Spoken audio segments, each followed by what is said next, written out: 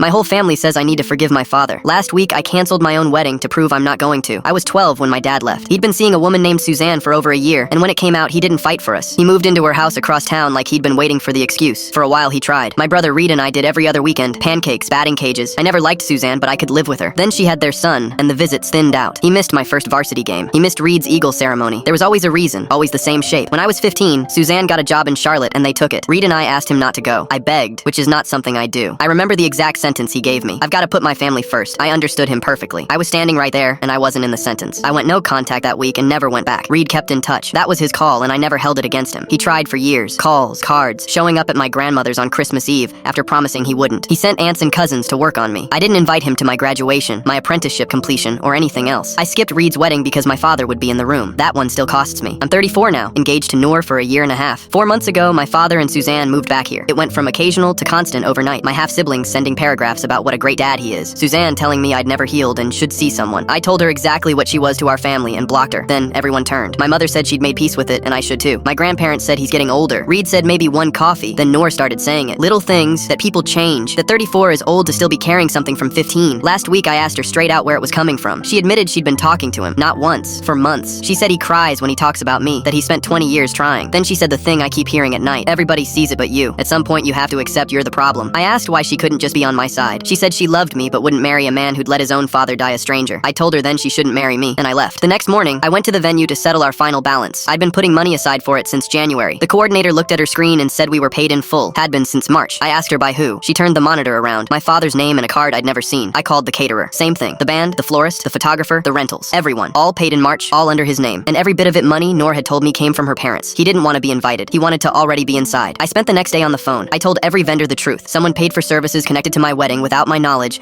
and I wanted his money returned and the contracts in my name or canceled. Most got it immediately. The photographer said she'd never taken a job where the client didn't know who was paying and refunded him that afternoon. The venue reissued everything in my name with a payment plan. By 6 that evening, my father had no financial connection to my wedding at all. Then I called Noor's father. I was polite, almost pleasant. I told him the wedding was postponed indefinitely, that his daughter and my father had been coordinating behind my back for months, and that I don't start a marriage on that. He was welcome to pass it along. He said I was being dramatic, that my dad only wanted to help. I said I wasn't going to discuss it and hung up. Noor came to my mother's house that night, crying, pounding on the door, saying she'd made a mistake. My mother looked at me, I shook my head, and she asked Noor to go home. She stood in that driveway a long time. My phone went for 11 hours. Her family, my family, people I haven't spoken to in years. All the same, I'm throwing away a good woman over pride, over something that happened when I was a kid. This morning it stopped, all of it. I think they finally understood I meant it. Reed called at 9. He didn't lecture me. He said, I didn't get it before. I get it now. I'm sorry. That's the first apology anybody has given me in 20 years. I don't know what happens with Noor. I still love her, and I can't make that mean anything anymore. But nobody buys their way into my life. Not him, and not through her.